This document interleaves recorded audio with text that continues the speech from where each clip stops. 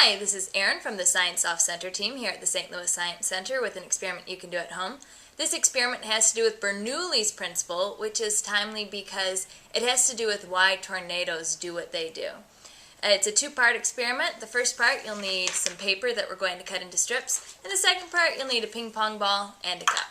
So for the first part, we're going to cut the paper into strips about an inch wide.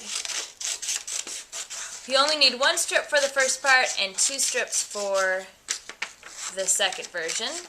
And they don't have to be perfectly straight, just try your best. So then, you take a paper and you hold it below your lower lip, here right in that crease of your chin, and blow downish, like this. And you can see, you can get the paper to go up. Even though you're blowing down, the paper goes up, and that's because of Bernoulli's principle. Bernoulli's principle says that the faster air is moving, the lower the pressure is.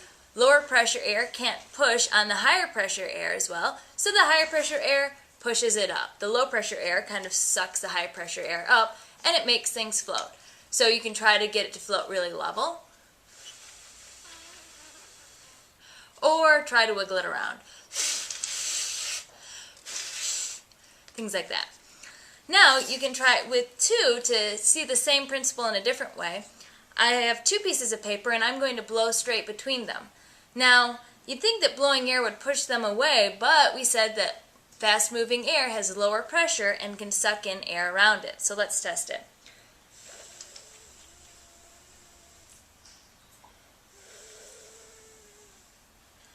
You can see that the papers get sucked together because of that moving air with the low pressure.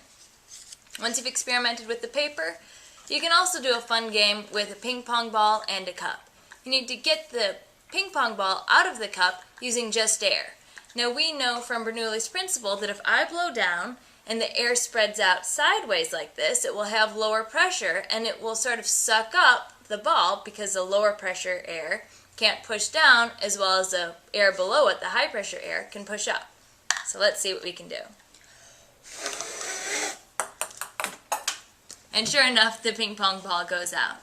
This has to do with tornadoes because when you have fast moving air like you have in a tornado, it has low pressure too, and it can suck shingles off of the top of a roof or can do even worse damage. So hopefully you can experiment with this, learn a bit about tornadoes, or at least keep yourself occupied the next time you're in the basement.